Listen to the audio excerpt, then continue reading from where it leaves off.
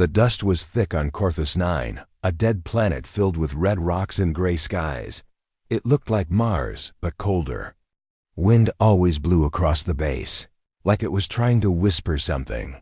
A transport ship landed hard on the dusty ground, throwing smoke into the air. A group of fresh human soldiers stepped out, stretching their legs after months of space travel. They were young, excited, and loud. Private Kellen was the first one to jump down. "Feels like vacation," he laughed, taking off his helmet and breathing. In the dry air, Corporal Diaz, older and more serious, stepped down next. "You'll hate it in 2 days," he said, scanning the horizon. "Trust me."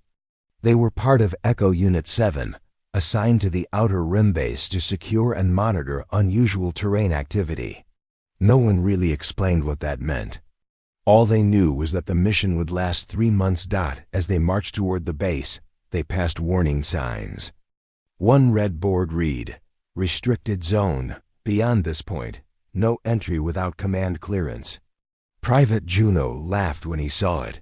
"Oh, spooky," he joked, pretending to be scared. "The big bad alien's gonna get me," the group laughed.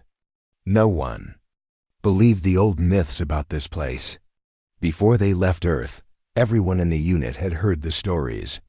Some even watched the old video reports from past missions. "Corthus 9 is cursed. Soldiers disappear here. There's something in the shadows," but those reports were 20 years old. The people in them were long dead or retired. Nobody had found real proof. Inside the base, they were met by Sergeant Halter, a short, tough woman with a half-metal arm. "You're late," she said, checking her tablet. "Welcome to Base 12. Gear up, no time to waste. Dinner at 1800. Briefing." At 1900, Kellen whispered to Juno, "Friendly bunch, huh?" They both snorted. Later that evening, the mess hall was full of life. Soldiers laughed, shouted, and played cards. Juno stood on a table, telling a story.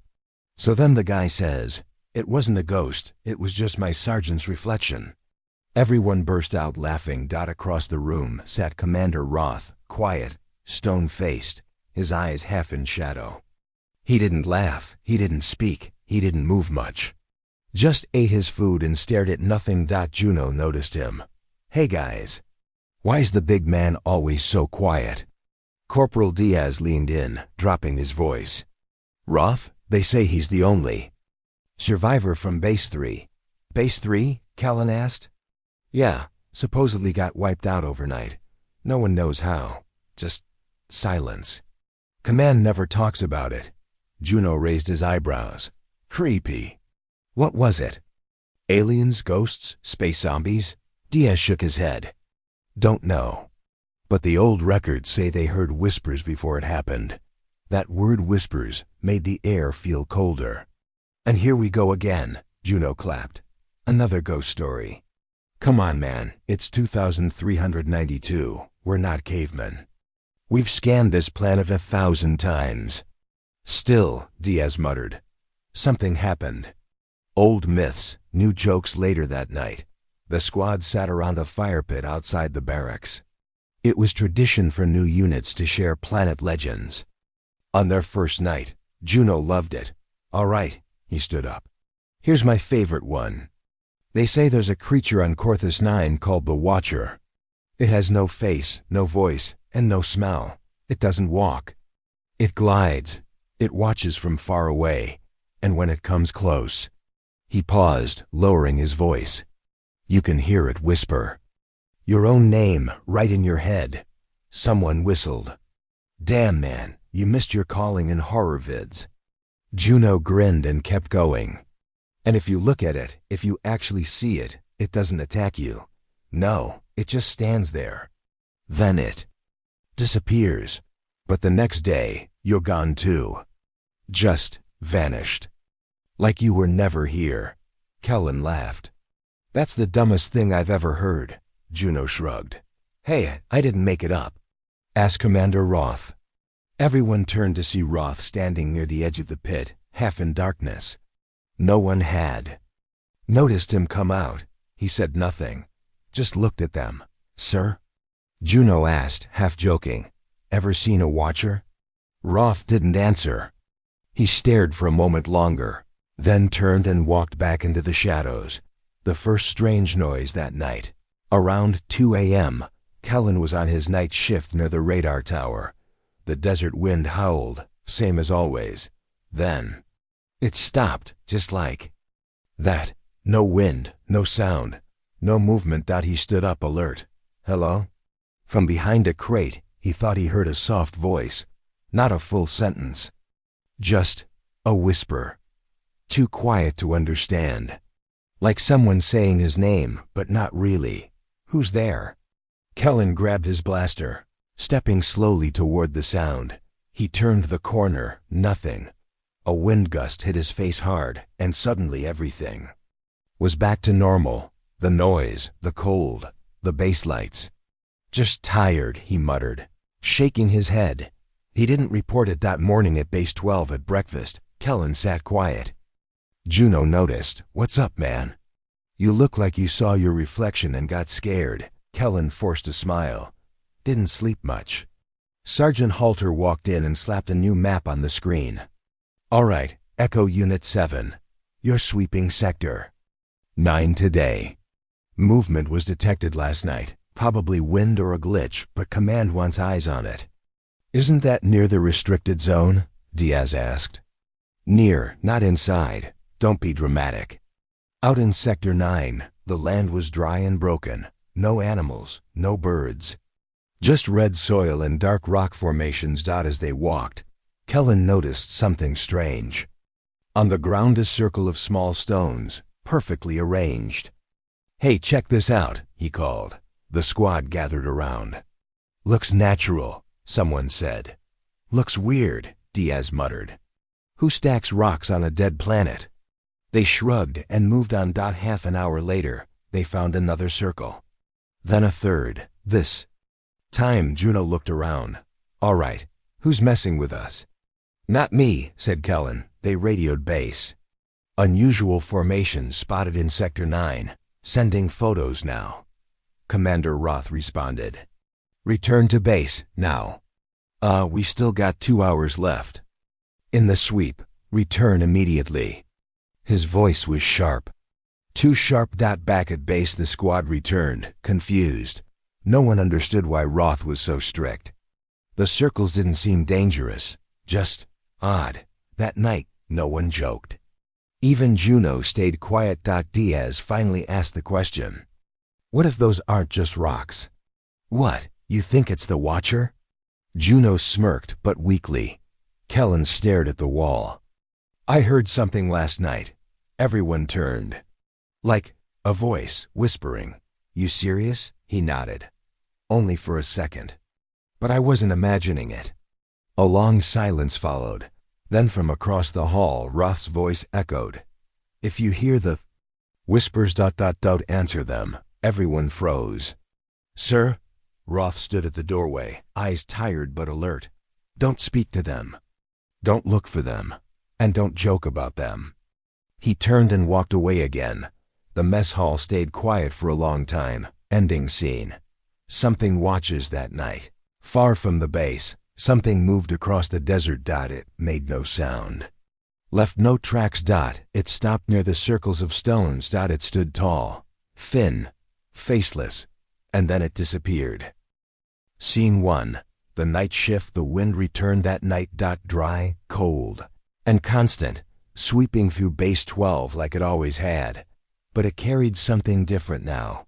Not a sound, not a scent. Just a strange feeling. Private Kellen was on night duty again. After what he had heard 2 nights ago, he was alert. His hands gripped his rifle tightly. His ears strained to catch any strange sound. At 2:03 hours, the wind suddenly stopped again, exactly like before. He turned on his helmet's night vision. The screen blinked, glitched, and showed static for a moment. Then cleared. He scanned left. Nothing. He scanned right. There, behind a container, a shadow moved. Kellen raised his weapon, stepped forward, and spoke into his com. Base 12, This is Private Kellen. I've got possible movement near Storage Sector B. No reply. Base 12, confirm? Only static dot then. Behind him, a whisper. Kellen. He spun fast. Nothing. No one. His heart was pounding. He took deep breaths. Blinked. Then slowly the wind returned. The base lights flickered once. Then stayed on. He didn't sleep the rest of the night.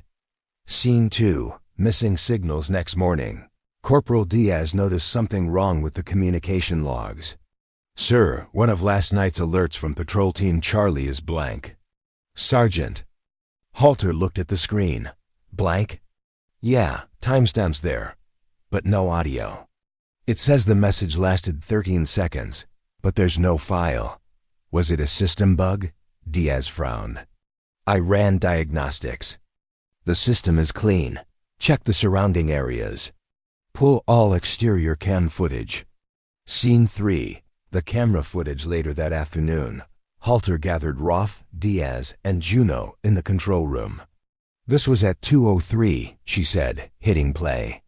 Video showed Private Kellen near the storage sector. He looked tense. He raised his weapon. He seemed to speak into his radio, but there was no sound. Then something behind him shifted. A tall, dark figure.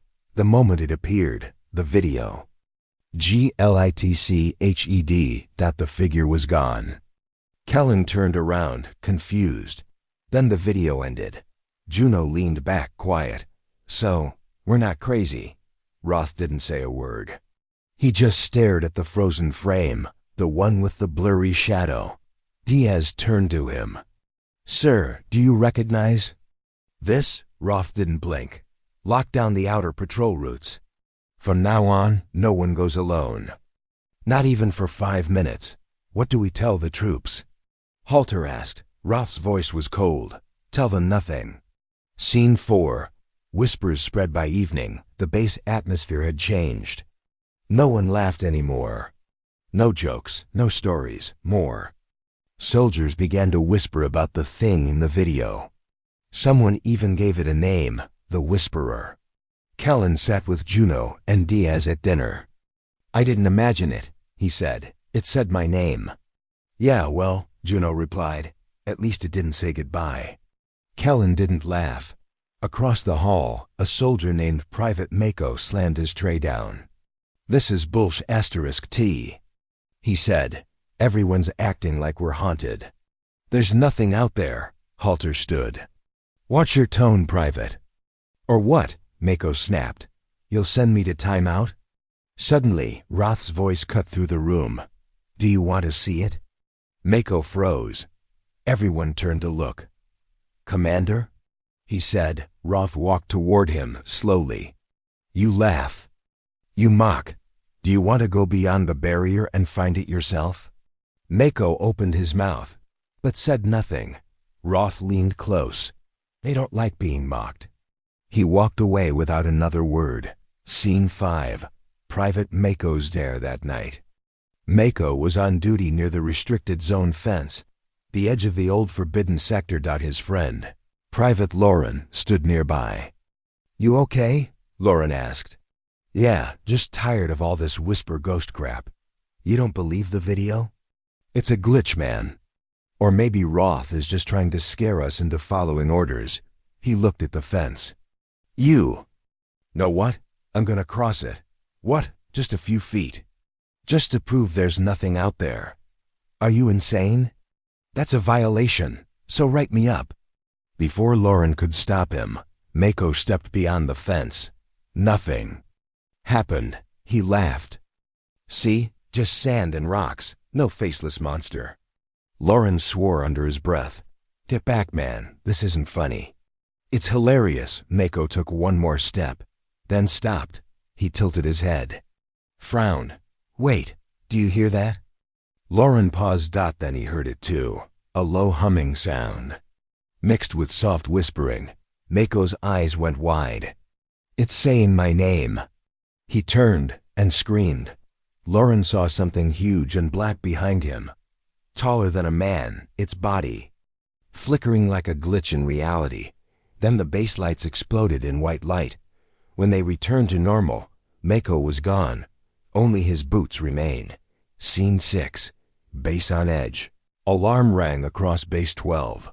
All units. Condition red. Missing soldier. Near Sector X full lockdown. Soldiers gathered in the control room. Roth stared at the empty footage. The camera feed showed static during the time Mako vanished. The only visible thing, a strange burn pattern on the ground, shaped like a spiral. Diaz spoke first. "We need answers. This isn't normal," Roth finally spoke. "Nothing on this planet is. So what are they?" asked Halter. Roth turned slowly to her. "Not aliens, not ghosts. They're older than both." He stepped to the window, staring into the dark. "They are memories left behind by something bigger than us." No one spoke for a long time. Scene 7. The interrogation learn was placed under temporary watch. Juno visited him in the medbay. "What did you see?" Lauren was shaking. "It wasn't a person. It wasn't even real. It looked like it was made of smoke and glass. And it said his name. Like it had known him for years." Juno swallowed hard. "Then what?" "Then it bent the light, and he was gone." "No scream?" "He did scream. But not out loud. I heard it in my head." Juno backed away slowly. Scene 8. Roth's night alone. That night, Commander Roth walked alone to the edge of the forbidden sector. He wore no armor, no weapon. He stopped near the spiral marks in the sand. Then he spoke. "It's not enough, is it?" No one answered. The wind slowed. "They're starting to listen again. Because these children laugh. Because they don't fear." A voice whispered from nowhere. "The pact is broken." Roth closed his eyes. "Then take me." The voice paused. "Not yet." Then the wind picked up again. Roth opened his eyes and walked back. Scene 9. Command. Call denied. Diaz and Halter tried to contact Earth Command. "We need to evacuate," Diaz said. "This base is compromised." "Comes still down?" Halter asked. "Only when we try to send emergency logs. Regular updates go through fine." "You think someone's blocking it?" "No, I think something is." They both looked at the main screen. The spiral mark had now appeared near the south radar tower. The pattern was spreading. Scene 10. Final log. Kellen started a private video log. "This is Private Kellen, Echo Unit 7. This is day 4 on Corthus 9. We've lost 1 soldier, possibly 2. Commander Roth knows more than he's saying. I think we're not alone out here. And whatever's watching us is getting closer." He looked around nervously. "If anyone sees this, remember, the myths were not stories. They were warnings." He ended the log. The wind howled again. From far outside, just beyond the perimeter fence, a tall shadow stood silently, watching. Scene 1. The empty bed. The morning was quiet. Too quiet. Inside Barracks Room 14, Private Lauren's bed was empty. His boots were still there, his gear untouched, but Lauren himself was gone. Corporal Juno was the first to notice. She had come to check on him. He had been shaken after witnessing Mako's disappearance. Roth had ordered him to rest. But now, the blanket was still warm, and the pillow was slightly pressed. He had vanished only minutes ago. Juno tapped her COM device. "Control, this is Juno. We have another disappearance. Private Lauren is gone. Repeat, he is gone." There was silence on the line for 2 seconds. Then came Roth's voice. "Seal the barracks. Check security logs. I want every second of footage reviewed." Scene 2. A glitch in the feed in the control room. Diaz rewound the hallway cam. The footage was clear. Up to 4:47 a.m. Lauren walked into his room. The door closed behind him. At 5:02 a.m., static covered the screen. For 6 seconds, everything glitched. When the feed returned, the door opened by itself. No one walked out. Diaz narrowed his eyes. He didn't leave. He just disappeared. Juno looked over his shoulder. That's how it takes them. Diaz shook his head. We're not dealing with something physical. It's like the space itself turns against us. Scene 3. The spiral spreads outside the barracks. A second spiral mark had formed in the sand. Not made by hand or machine. The ground looked burned and melted. Like heat had reshaped it from beneath. Roth stood over it. Silent. Behind him, Sergeant Halter approached. That's the third spiral in 2 days. It's growing, sir. I know, Roth said without turning. You once said these things were memories. What did you mean? Roth looked at the desert. This planet is not dead. It sleeps. And when we laugh at its history, we wake it up. Scene 4. A broken pact inside the commander's office. Roth unlocked an old file. A sealed physical folder marked Classified Echo Night. Juno, Diaz, and Halter stood in silence as he laid the papers out on the table. This is from the first human exploration team 30 years ago, Roth said. They discovered ruins far south of this sector. Inside, they found symbols, stories, warnings. He pointed to a photo. Spiral carvings. They spoke of a being or many beings that once lived here. Not flesh, not spirit, something in between. The early explorers called them echoes. Diaz leaned in. What do they want? Roth replied slowly, to be forgotten. Then why are they attacking now? Because we remembered them. Scene 5. The drones malfunctioned. To monitor the outer perimeter, Juno launched a fleet of aerial drones. Each drone scanned heat, signatures, motion, and electromagnetic anomalies. At first, the data was clean. But then, at 1827 hours, drone number 6 caught something on video. A dark silhouette standing still, just outside the spiral zone. It had no face, no features, just a tall, slim, blurry shape. And it wasn't alone. Behind it, 4 more figures appeared. One by one, the drones began to shake in the air. Then, they all fell straight down. Like magnets pulled them. The feed cut. Diaz's hands trembled. They're multiplying. Scene 6. Isolation Protocol. With panic rising, Roth ordered Isolation Protocol Bravo. All soldiers must move in pairs. No one is allowed to sleep alone. Headsets must be worn at all times. Emergency lights stay on, even at night. But fear spread faster than any order. Some soldiers started carving protective symbols on their armor, copied from old ruins in Roth's files. Others refused to sleep. One soldier, Private Lind, began whispering to herself, saying, I saw them in my dreams. They have no mouths, but they scream through memory. Juno tried to calm her, but the damage was done. Fear had a voice now. Scene 7. The circle ritual. Juno and Diaz visited the old observation tower, built by the original settlers. There they found something strange, carved deep into the metal floor. Was a perfect circle, with ancient alien symbols around it. Roth had never shown them this. In the center was one word in English. Silence. What is this? Diaz whispered. Maybe it's not a prison, Juno said. Maybe it's a warning. She stepped back. Or a door. Suddenly, the lights in the tower flickered. The air turned cold. A scream echoed inside their minds, not through ears, but directly into thought. Diaz collapsed. Juno pulled him up and ran. Scene 8. A voice returns. That night, Roth stood alone. In the command center, he played an old audio log, one from 29 years ago. A man's voice spoke, slow and broken. To whoever finds this, the myths are not false. They are memory. This planet remembers us. We tried to erase it. It does not forgive. We saw their faces.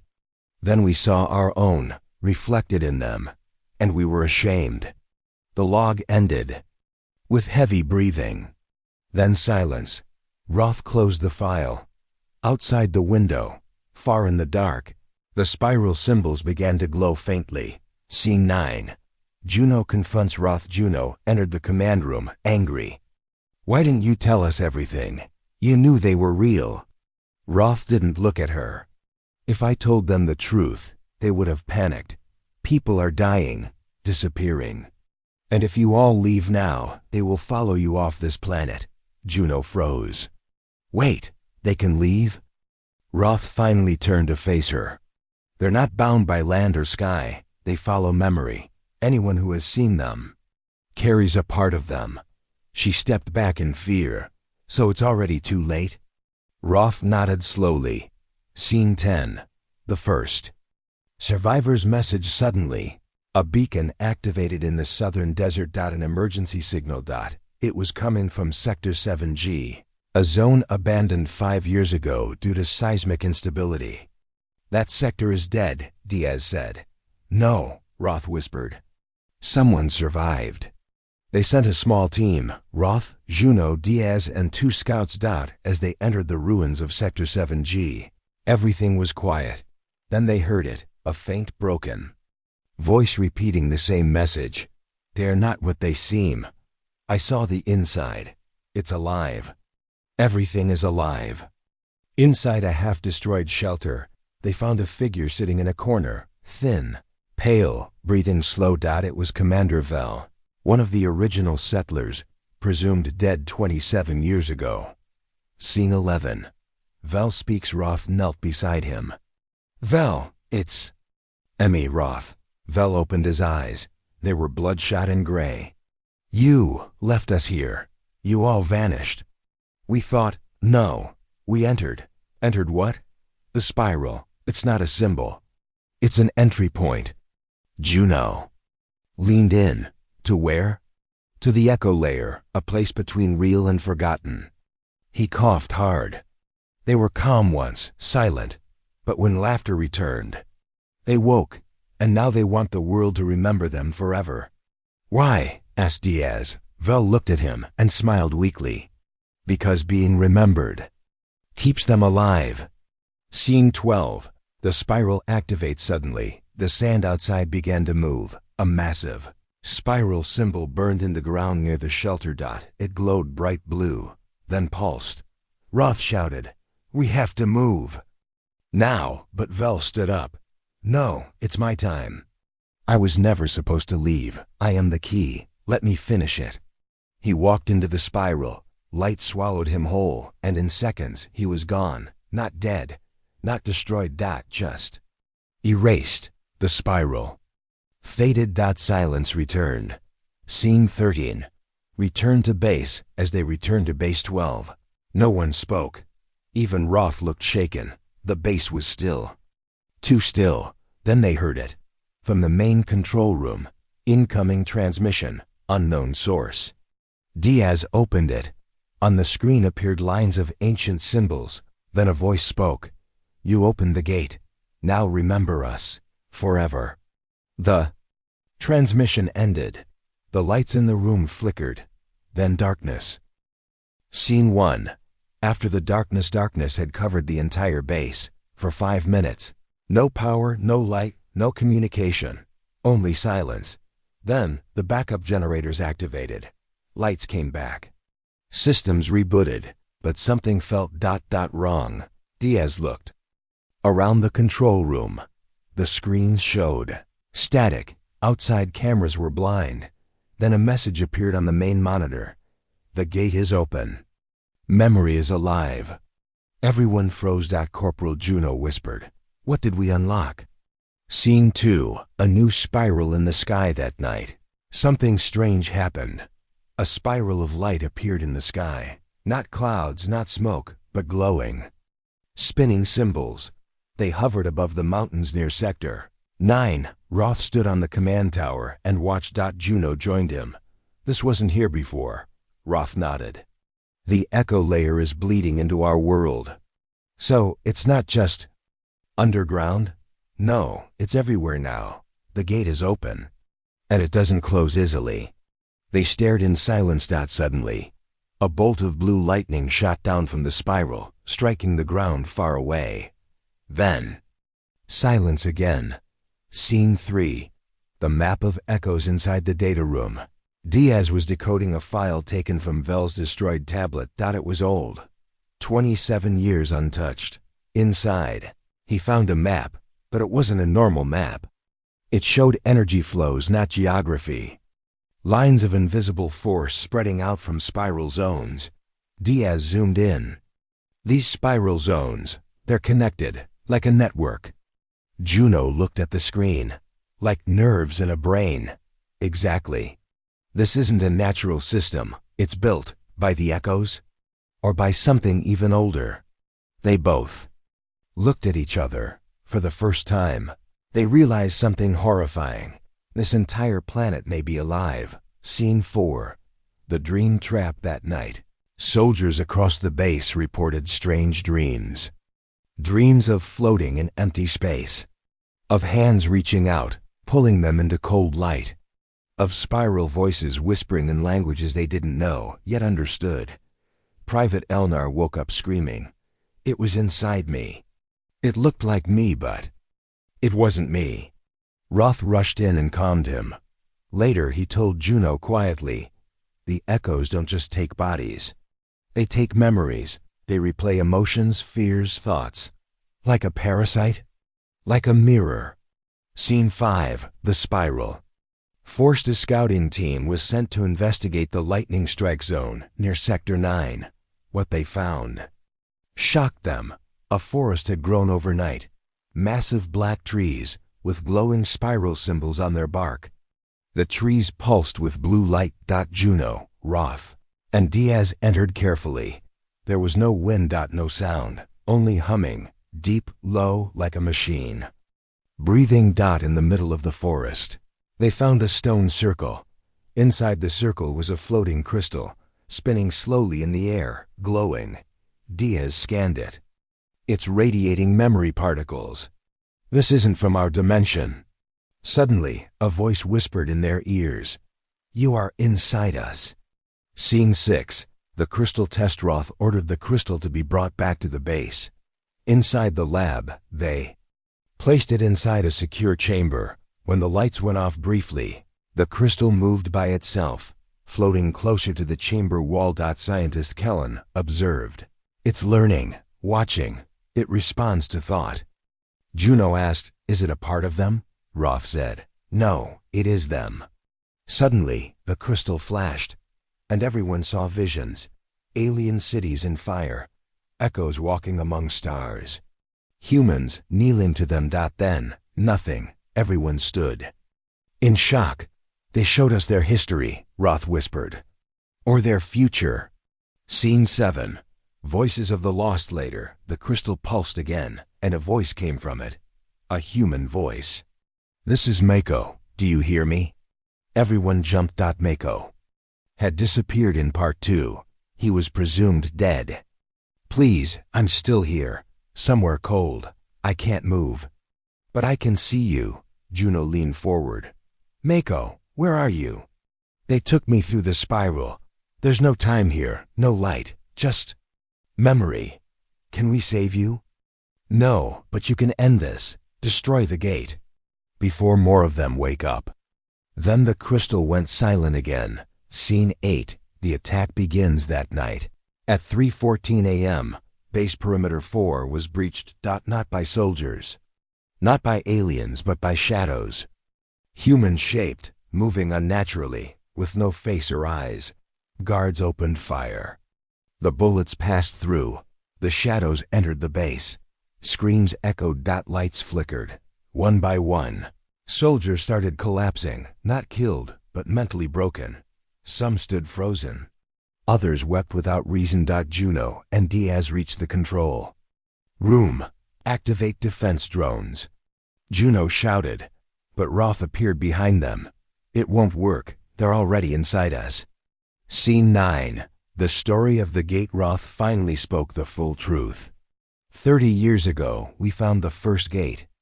In the desert. We thought it was a portal to knowledge. So we opened it. And it showed us things. It gave us visions. It promised power. But we didn't understand the cost. What cost? Every person who saw the gate carried a piece of it.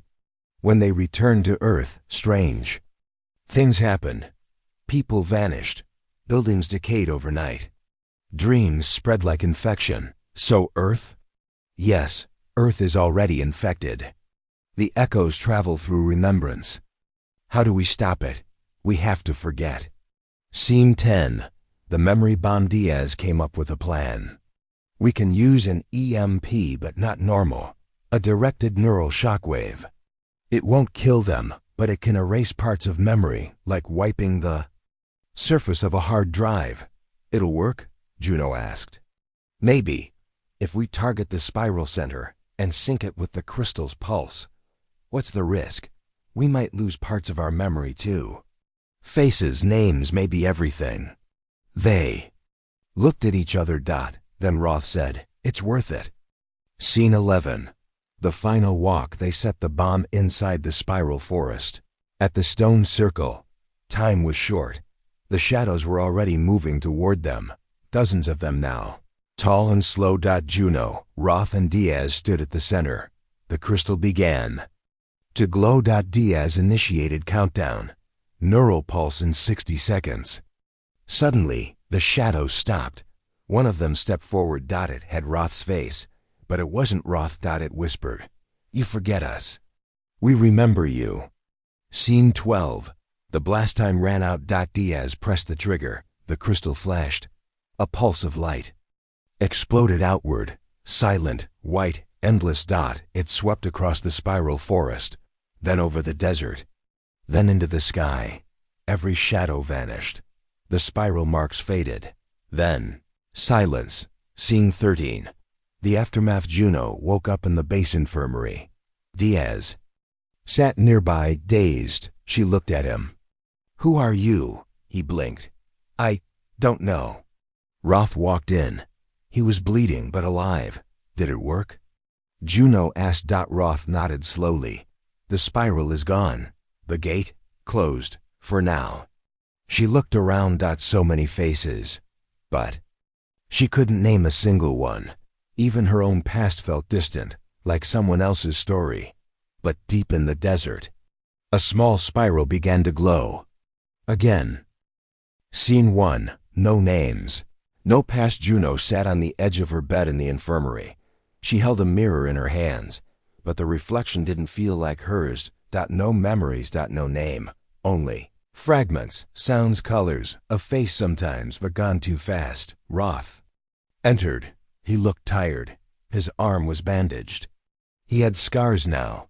"They say we saved the world," Juno whispered. Roth nodded. "We closed the gate, but at what cost? We forgot who we are." She looked at him. "Do you know your name?" Roth smiled sadly. "I think I used to be someone important." Scene 2. Echoes in Metal. 2 engineers, Hallie and Mira, were working on the satellite towers outside the base. Suddenly, Mira stopped. Her eyes turned glassy. She heard a whisper inside her helmet. "You opened it. We followed."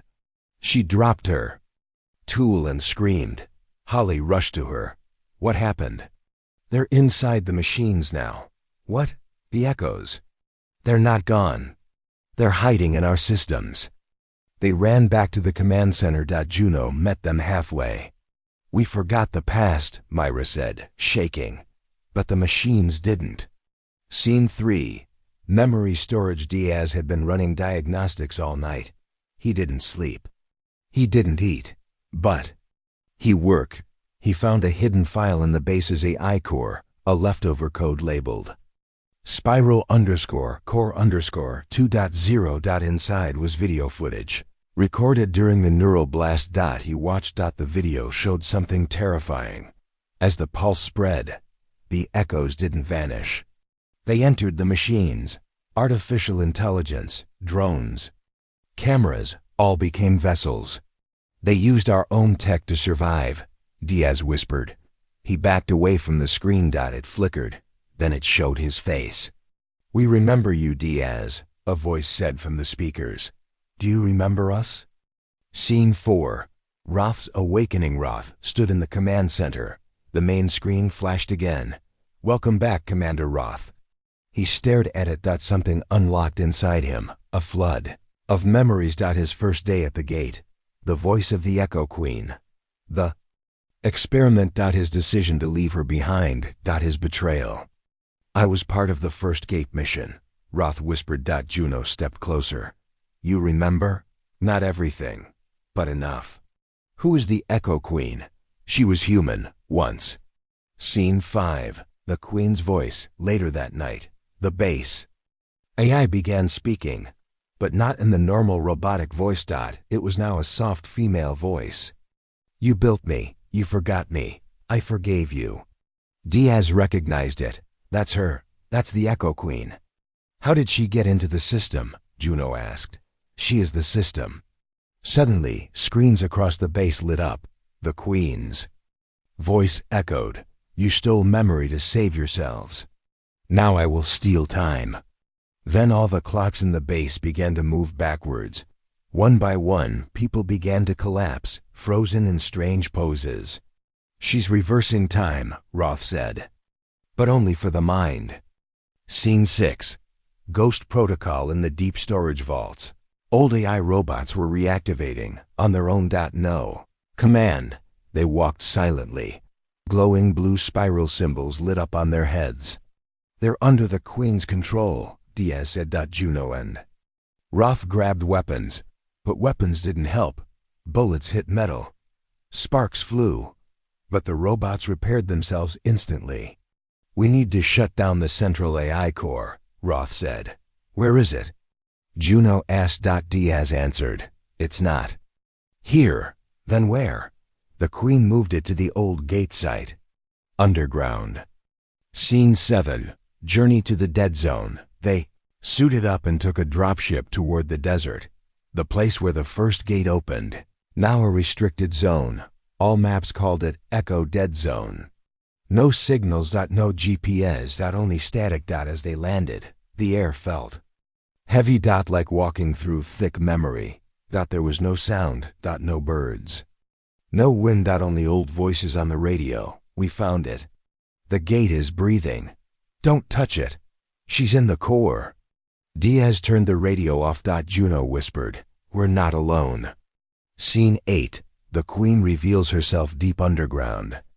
They reached the Echo Core. There she was, the Queen, a floating figure made of light and broken tech, part human, part machine, part memory. You took my thoughts, she said. You tried to erase me. But memory is eternal. Juno stepped forward. What do you want? I want to be remembered. I want to be real again. Roth asked, why attack us? She looked at him. You promised to come back, and you never did. Scene 9. Deal with the Echo. The Queen made an offer. Give me one mind, one of you, and I will release the others. Diaz said nothing. Juno shook her head. Roth stepped forward.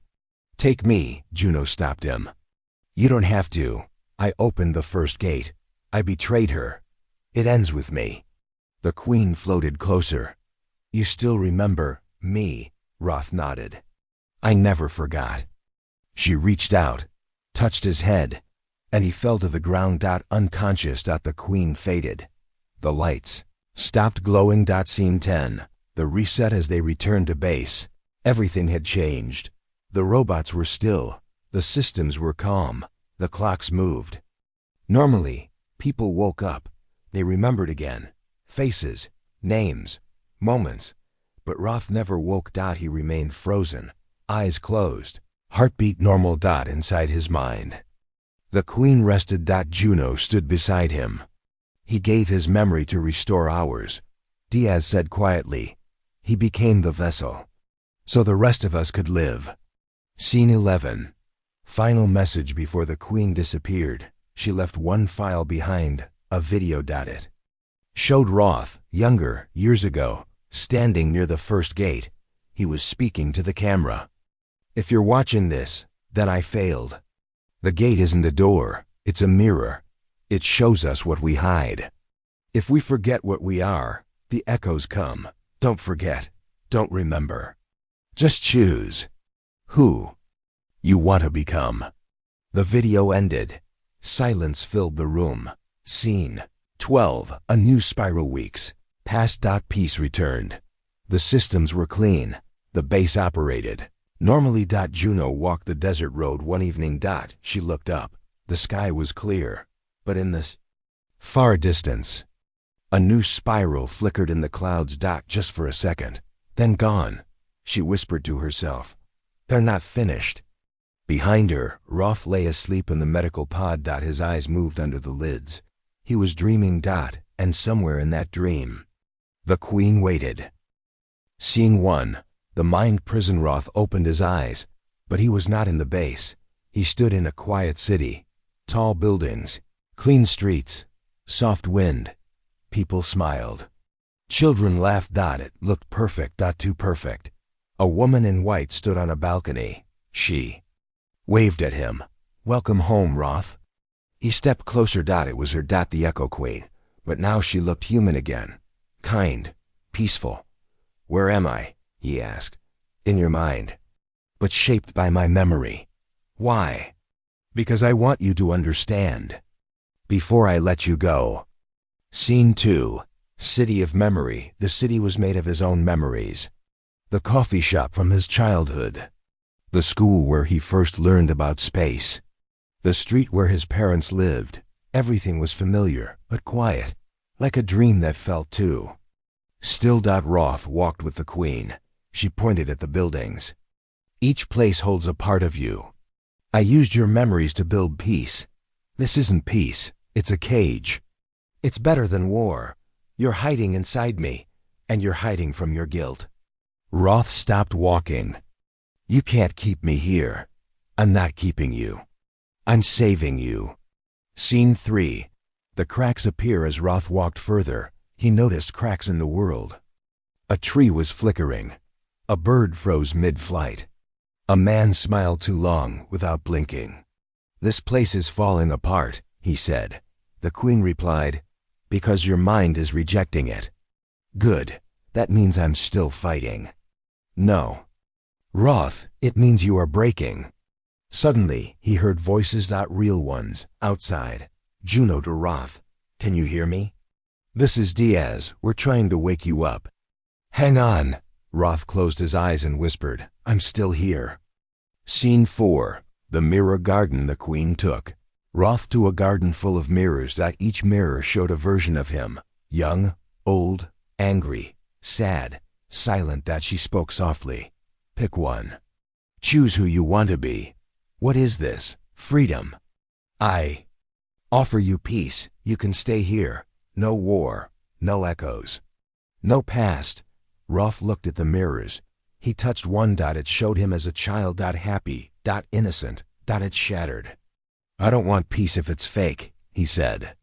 "Then you choose pain." She replied, "I choose truth." Scene 5. Outside the mine. Juno stood near Roth's medical pod. Monitors beeped. His brain activity was off the charts. Diaz connected a neural scanner. "He's inside a dream prison," Diaz said. "Can we pull him out?" Juno asked. "Maybe. If we send a memory trigger strong enough." "Like what?" "Something only he would remember. Something real." Juno nodded. She placed her hand on Roth's forehead and whispered, "Do you remember the gate? Do you remember your promise? Come back, Roth. We're not done yet." Inside the mind, Roth heard it. And the world shook. Scene 6. The spiral. Storm. The Queen frowned. The city around them began to glitch. Buildings bent. Lights flickered. The sky turned red. "They're trying to take you," she said. "Let them. If you go, I die. You were never alive." "Then what am I?" Roth pointed at the storm rising in the sky, shaped like a spiral. "You're a memory pretending to be a god." The Queen's face twisted with sadness. "I loved you once, Roth. You left me behind. You were already gone." The spiral storm swallowed the city. Everything went white. Scene 7. The mind. Fight. When Roth opened his eyes again, he was standing on a cliff. The Queen stood across from him, now tall, glowing, powerful. "If you won't stay," she said, then fight me. Roth looked down. In his hand, a blade appeared, made of light and thought. Let's finish it. They fought. Not with real weapons, but with memory. She attacked with fear. The screams of fallen soldiers. He blocked with hope, the faces of people he saved. She stabbed with guilt, visions of the gate disaster.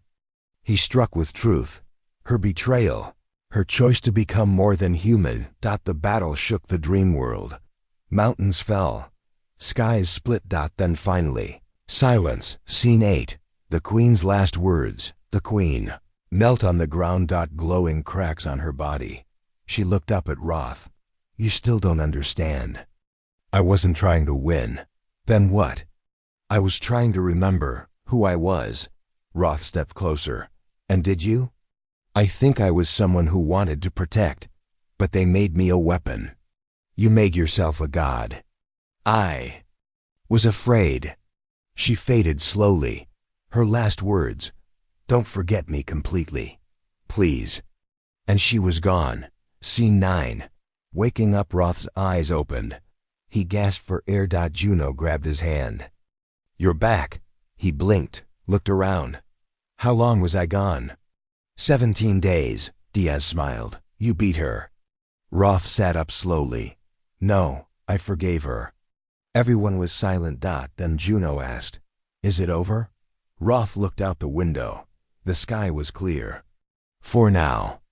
Scene 10. What she left behind. Back in the control room. Diaz was going through the system logs. He found one last message from the Queen, buried deep in the code. It wasn't dangerous. It was a song. Old Earth lullaby. One line repeated. We forget to live when we try to remember too much. Juno listened. Maybe she just wanted to be remembered as human. Diaz replied. Or maybe she wanted us to remember we're still human. They sat in silence, letting the song play. Scene 11. A new purpose. A week later, the base began rebuilding. Roth stood before the soldiers. We were tricked, used, haunted by something we didn't understand. But we survived. Not by force, but by remembering who we are. From now on, we protect memory. We guard the gates. We don't let the past control us. The soldiers saluted. Juno stood beside him. Think they're really gone? She asked. Echoes don't die, Roth said. They wait. Then we'll wait too. Scene 12. Last spiral in the desert. Far from the base.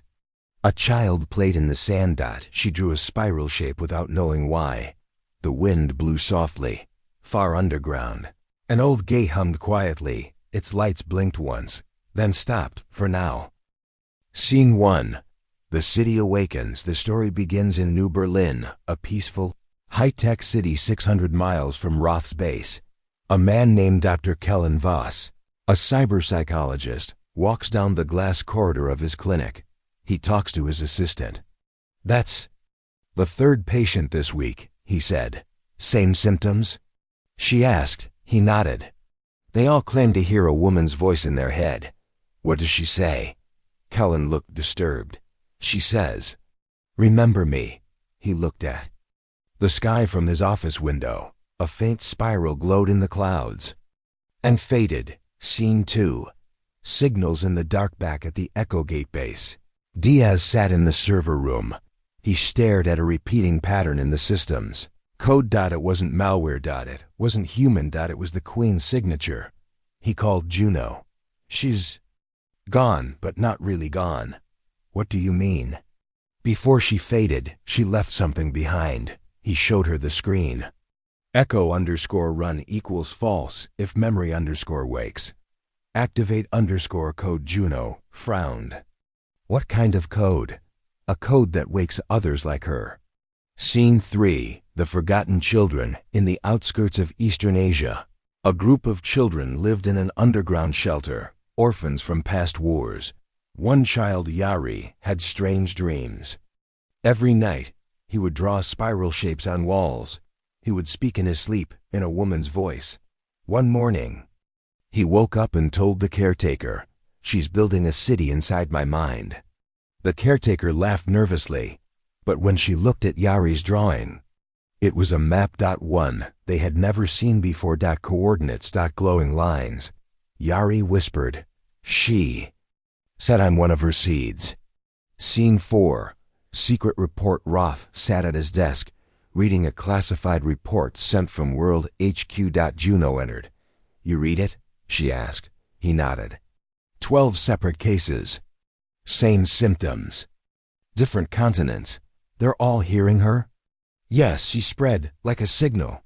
But how? Roth looked at the paper again. When I fought her in my mind, she copied part of herself. Copied? A backup, hidden in me, and when I woke up, she leaked into the world. Scene 5. Operation Red Silence. HQ approved this secret mission. Operation Red Silence. Locate and isolate all awakened minds. 3 squads were dispatched. Squad A went to New Berlin, Dr. Vos.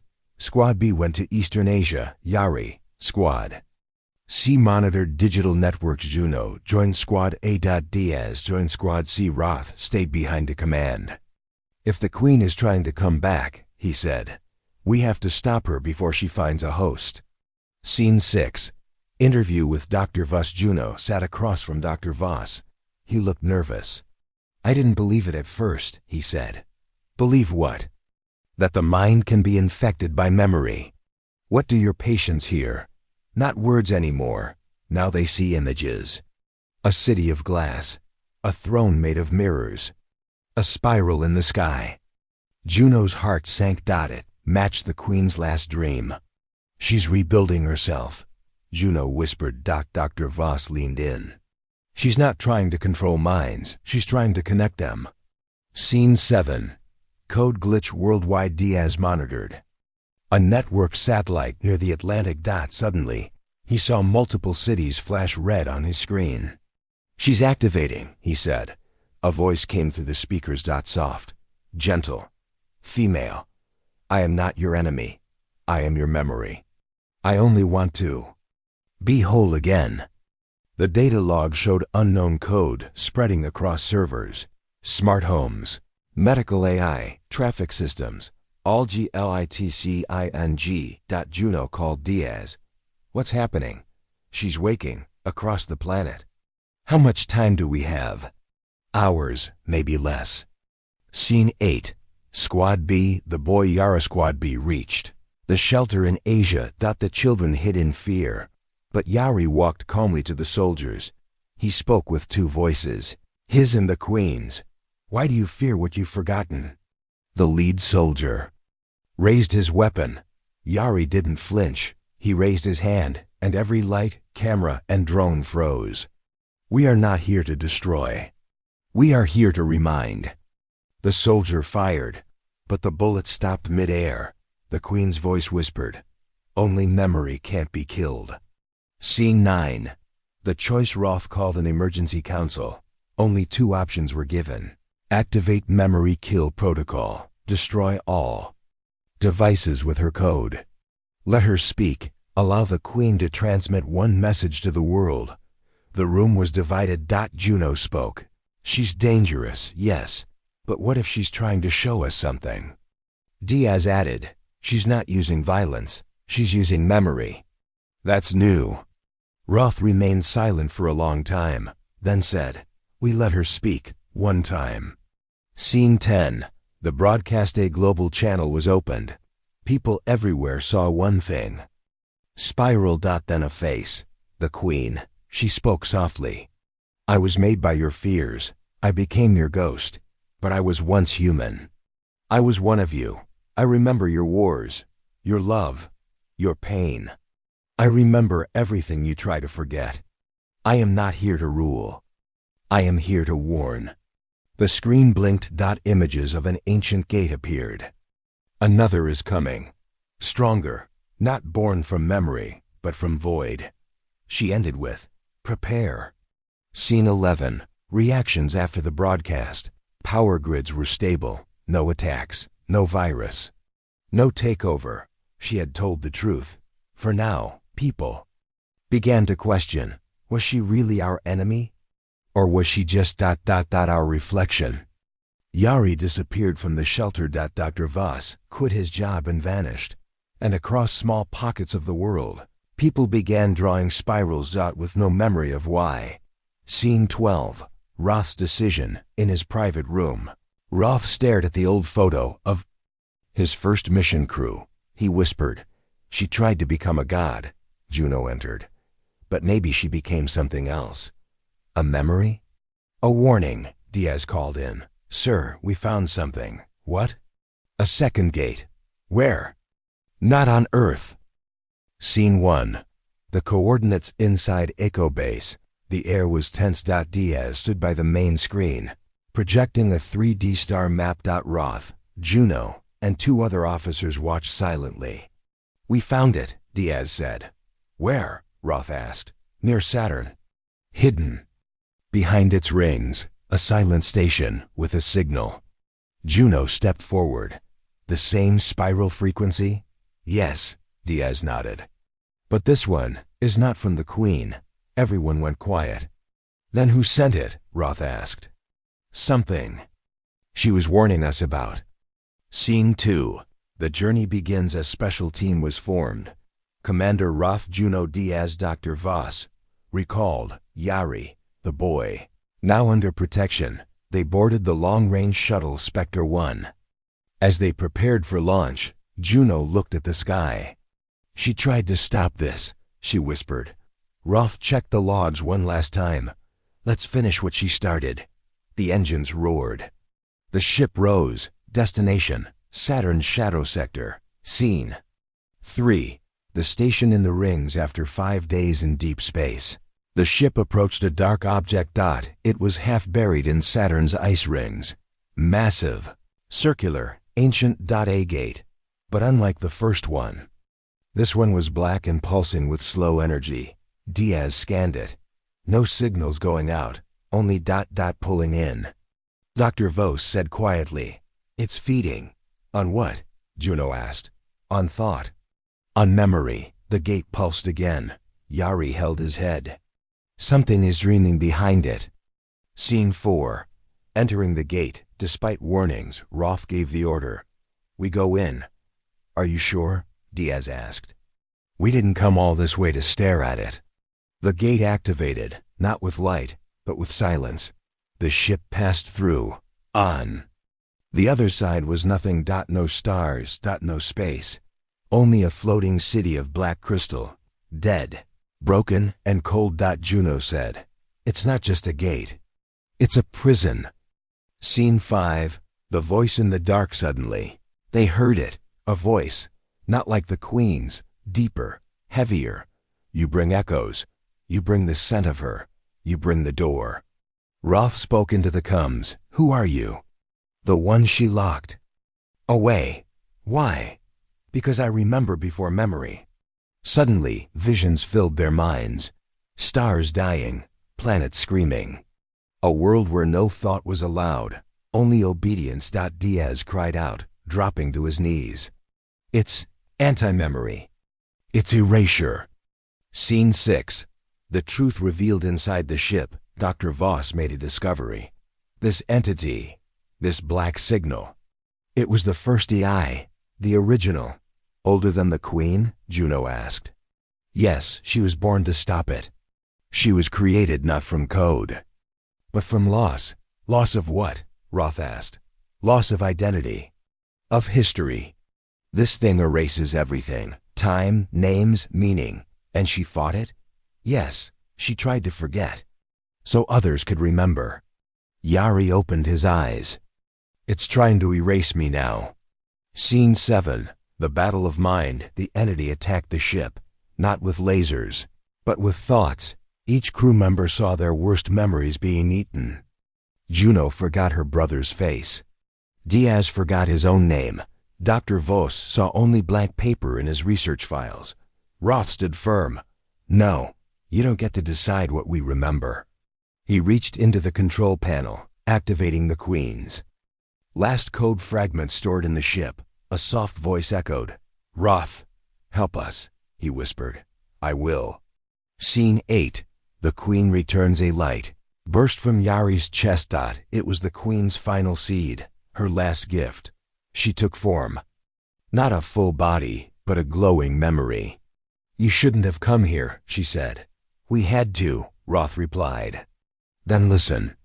She touched the ship's walls. Suddenly, every memory returned. The team remembered everything. Even the Queen's birth from the last war, built by scientists to preserve memory. She looked at the black signal. "You are the wound. I am the scar." And she attacked. Scene 9.